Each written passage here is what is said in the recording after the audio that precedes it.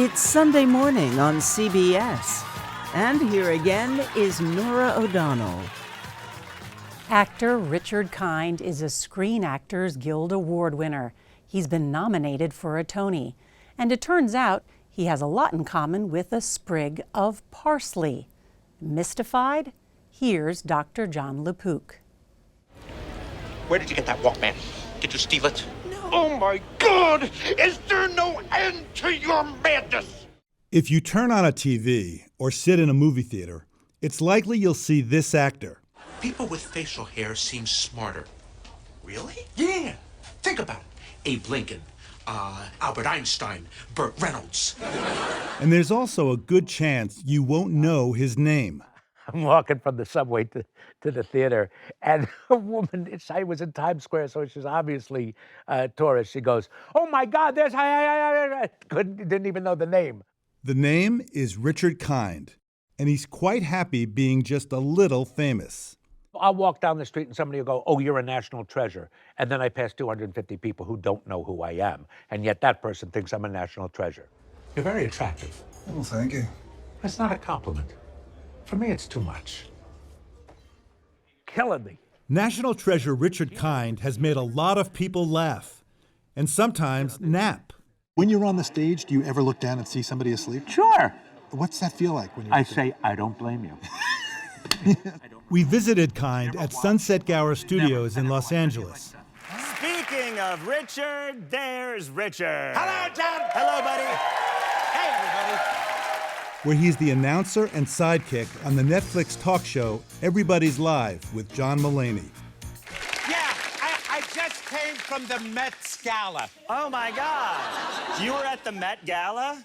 No, the Met Gala. Hello, little girl. Over the years, Kind has shown up everywhere. Maybe you've seen him on Poker Face. I've decided I want to go into the witness protection program on my own. Or Mid-Century Modern. Wait, where are you rushing off to? What, do you got a roast in the oven? I want to hear about you. Or Only Murders in the Building. I am the African leopard on the Serengeti. Quiet, cunning, precise. For 45 years, he's worked on Broadway and in movies and television to become a respected actor. But that wasn't always his goal. When I was young, lying in bed, dreaming of stardom, I wanted stardom. I didn't want to be a good actor, I wanted stardom. Richard Kind thought he'd follow his father into his Princeton, New Jersey jewelry business. That I'm an actor is so wrong. I should have gone into my dad's store. I should be in business. I should be a lawyer. I should have done what is expected of a suburban middle-class kid. Were you somebody who was teased Yes. by more than most? I was. I was a fat kid. I'll bet I was a loser. I might have made fun of me. But at summer camp, a friend gave him what became an essential life lesson. He taught me how to laugh at myself. Now was that laugh at yourself before other people do, or as a defense mechanism? Yes, absolutely. Absolutely. He was a fat kid, too, who then lost weight. I eventually lost weight. Still a fat kid, even to this day. I'll never be a thin person. Like physically, but how about in your head? But in my head, I'm a fat person. In the 1970s, self-assurance developed on stage at Northwestern University and at Chicago's legendary improv theater, the Second City. 6 nights a week at Second City. So that is my Harvard of acting. And some people would say, oh, it's the Harvard of comedy. It's not. It was my Harvard of acting. Even with that on his resume, there was still doubt. My dad used to ask my professors at school or directors, and these were his exact words: does he have it? Is he any good?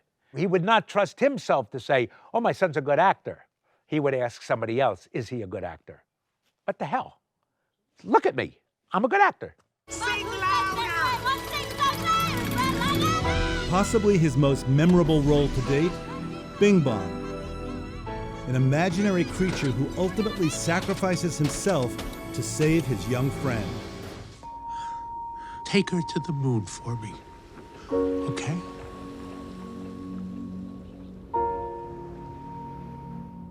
I died for her.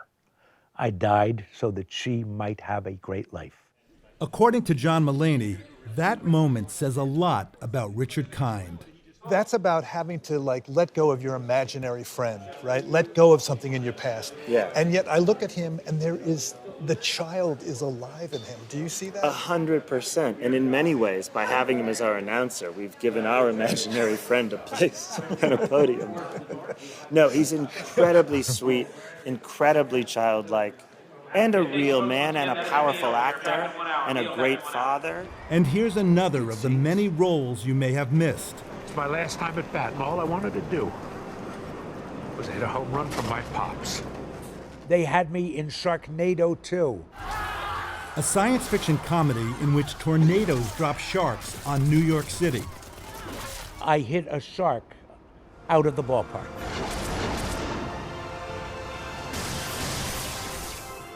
Now that's something. I don't think a lot of people have that on their resumes. I do. Look at that, huh? Oh, nice. What are you gonna do? It seems like almost every place you go, you'll bump into Kind. Here we are at a recent Mets charity poker event. I used to be very good at this. Really? Then I had children and moved to New York. Children can ruin a poker game. Because all of this, every time I bet, I'm like this, thinking, well, how will I pay for my kids' college? In some ways, Richard Kind's success is all about the risks he's taken. This business is very cruel to actors. Truly, it's very cruel. Some people call it insulting. I don't call it insulting, but I do say it is cruel. How much did I make my first episode of Curb Your Enthusiasm? How much did I make? Not a clue. Take a clue. Take a guess. First episode, $2,500. That's a good guess, $700. You go in with the attitude that everybody who's casting this product wants to make Seinfeld money. They want to make a lot of money. I walk in saying, I can help you make this great. I am the right guy for this. Pretty quiet up until tape. I could come running in. You got it. And with a flourishing career built on being exactly the right guy, Richard Kind is grateful just to be at the same table with other actors. I am parsley on a plate of meat and potatoes. Now, I'm good. I look great there. I'm the freshest parsley, but they're meat and potatoes. What do? I help make the plate look great. That's fine. That's what I usually do. But I can be cut out. I'm just not necessary all the time. And I'm fine with that. I've made a career of it. Haven't I?